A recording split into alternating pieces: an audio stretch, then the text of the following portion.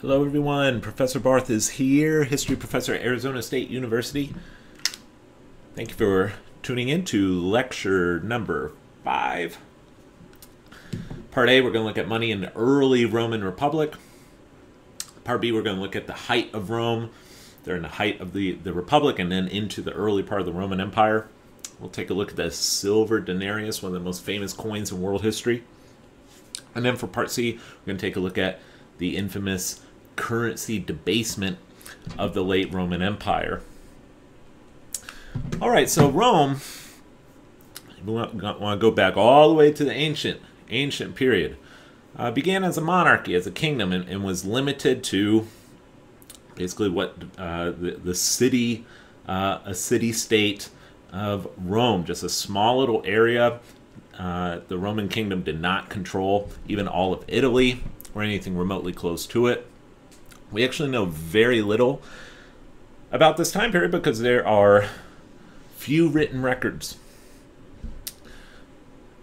What we do know is that it was a fairly primitive economy. It seems to be that sheep were the media of exchange in this economy, together with bronze. And these weren't bronze coins, but they were just very highly irregular bronze bars, bronze vessels. Between that and sheep, that was the money of the ancient monarchy in Rome, which again, tells us something about the primitive beginnings of Rome. This is a very humble state in these early years. Interestingly enough, the Latin word for money is pecunia, and many historians believe that this word pecunia for money in Latin is derived from the Latin word for sheep. The Latin word for sheep is pecus. And so perhaps there's a connection here. Also, some of you may know that the English word pecuniary means matters or affairs of or relating to money. So matters of or relating to money, something related to money, that's what the word pecuniary means.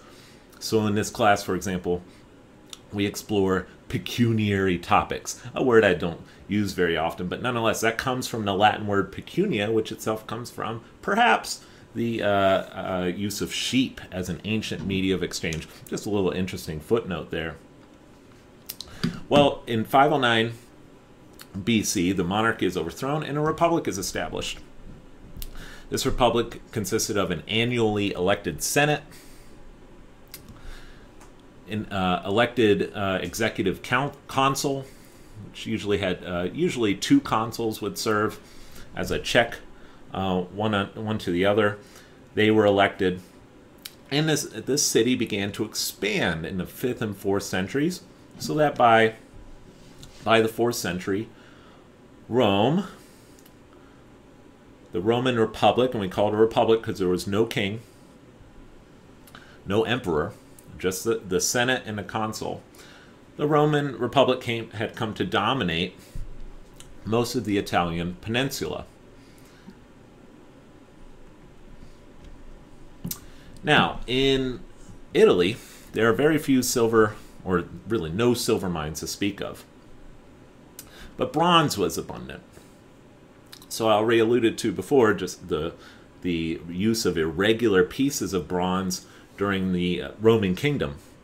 In this early part of the Roman Republic has no access to silver mines. Some trade with the outside world, but not enough to procure great sums of silver for the population. And so in this early part of the Roman Republic, the predominant currency were bronze bars. And unlike the Roman kingdom, these were very standardized. And they had impressions stamped on them. Here we have a bull. Different religious symbols were stamped on these bronze bars. Eagles have appeared on a few of the bronze bars. The weights varied. The largest bronze bar was about 6.5 inches by 3.5 inches. It was heavy. It was also heavily leaded as well. So this was a heavy piece of money. Again, a bar, not a coin in early days. But there was also a smaller bronze money piece that was called the denomination, or it was really the unit of measurement, was called the os. The os. And this began as a 1 pound bronze bar. The bar I described earlier, the largest bar was about 3.5 pounds, so the os was about 1 pound, a bit smaller. Still, 1 pound is fairly heavy.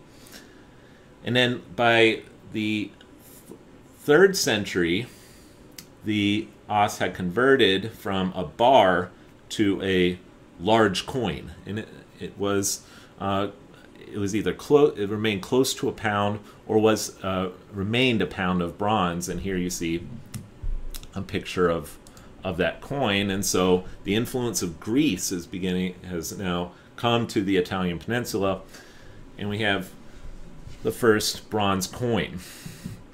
But again, access to silver was fairly scant for the early Roman Republic. Not so for their chief rival, Carthage. And if you've taken world history class, well, all of you have, if you paid attention in your world history class, you will remember this empire of Carthage, the Punic Wars. And this is just on the eve of the First Punic War. Carthage was really a breakaway ex-Phoenician state, a maritime power, heavily commercial, involved in commerce with, they sent caravans into the interior of Africa, crossing the Sahara.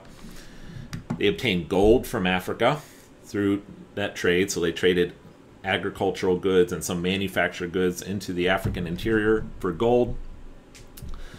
In the Iberian Peninsula, there were silver mines, so there are silver mines here in what today is Spain.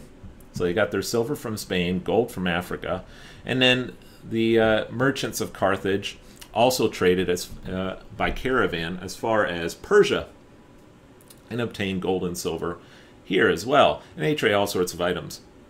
Again, agricultural goods, but also fruits, wine, silk, luxury goods, slaves as well from conquered European peoples in the Iberian Peninsula, some of the tribes there.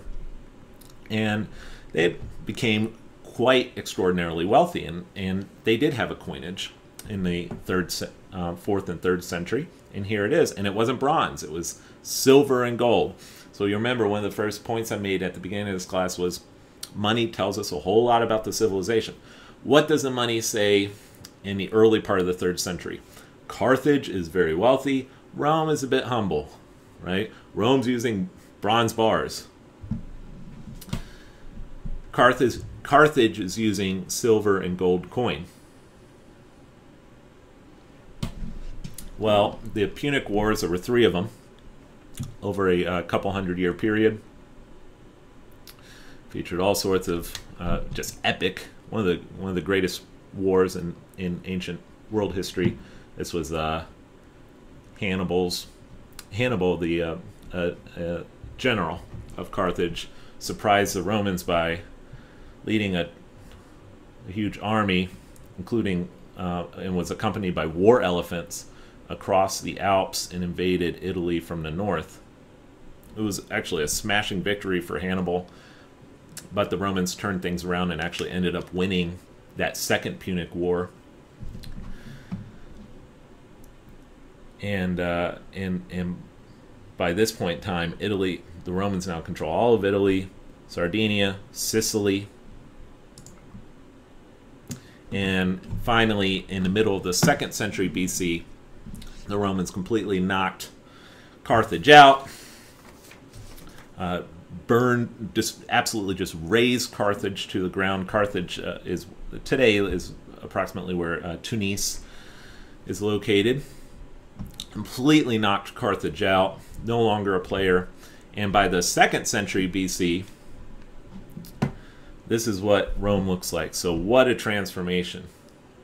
pretty darn incredible. So in the wars with Carthage, the Romans were able to take over North Africa, the Iberian Peninsula. Then the Romans waged war on some of the tribal barbarian European peoples in Gaul. And then in the 2nd century, the middle of the 2nd century, the Romans conquered Greece. So now the Romans have access to silver mines in Iberia, silver mines in Greece, and they're not going to use the bronze currency anymore, are they? Yeah, would you use a bronze currency with an empire like this? No. And so for part B of this lecture, we will take a look at the silver denarius at the height of Rome. See you there.